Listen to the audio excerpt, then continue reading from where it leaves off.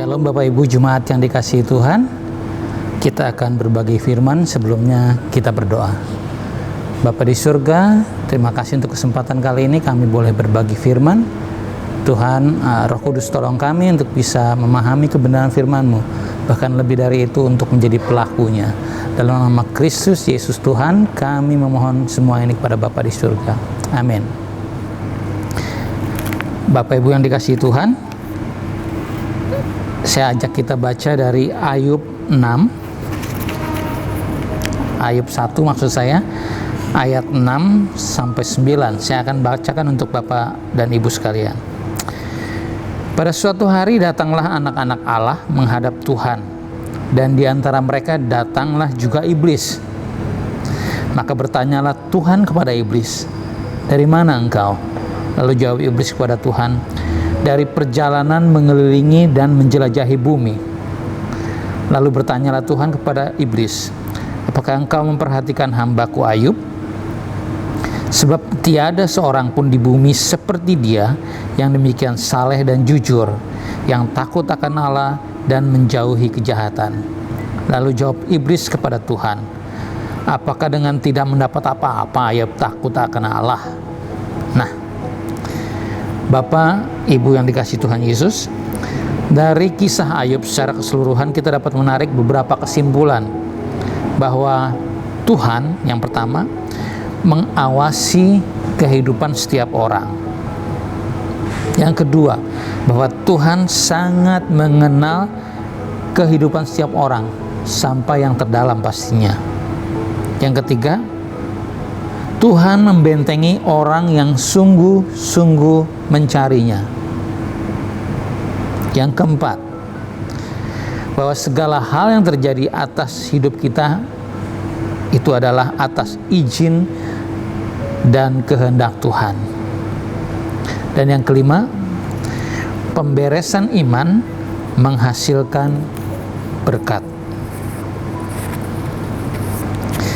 Jika didasari pada pemahaman ini, kelima pemahaman kita, iman kita seharusnya mendapat perspektif baru dalam memahami kesengsaraan dalam hidup kita.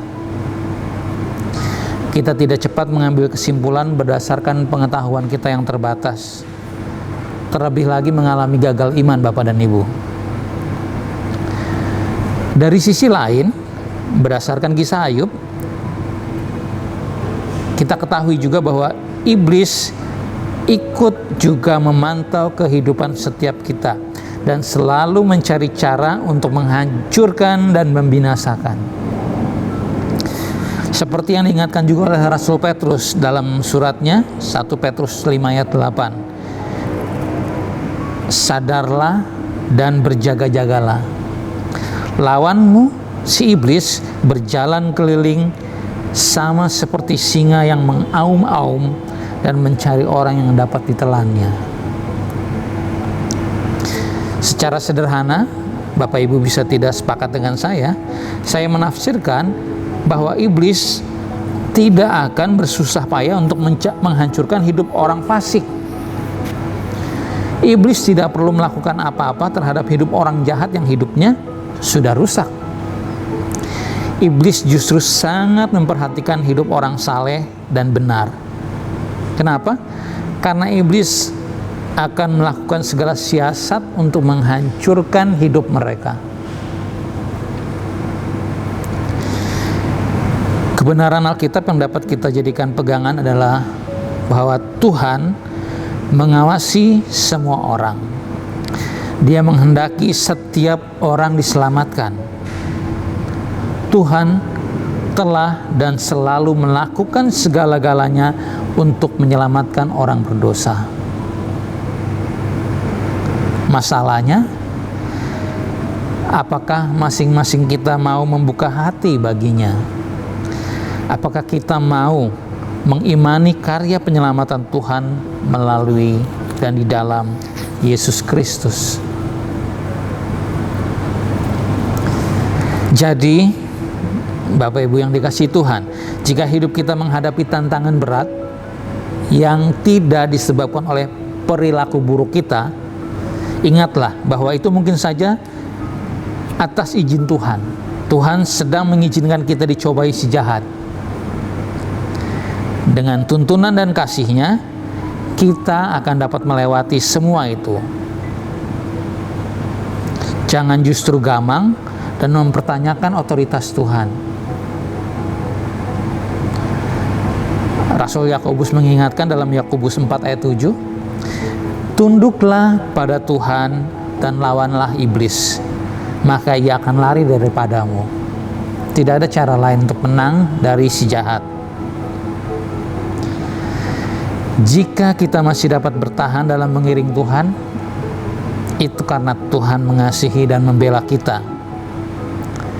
Maka miliki iman yang memberi kemenangan, yaitu iman yang mempercayai otoritas dan kasih-Nya yang ajaib bagi manusia. Sampai akhirnya kita dapat berkata seperti Ayub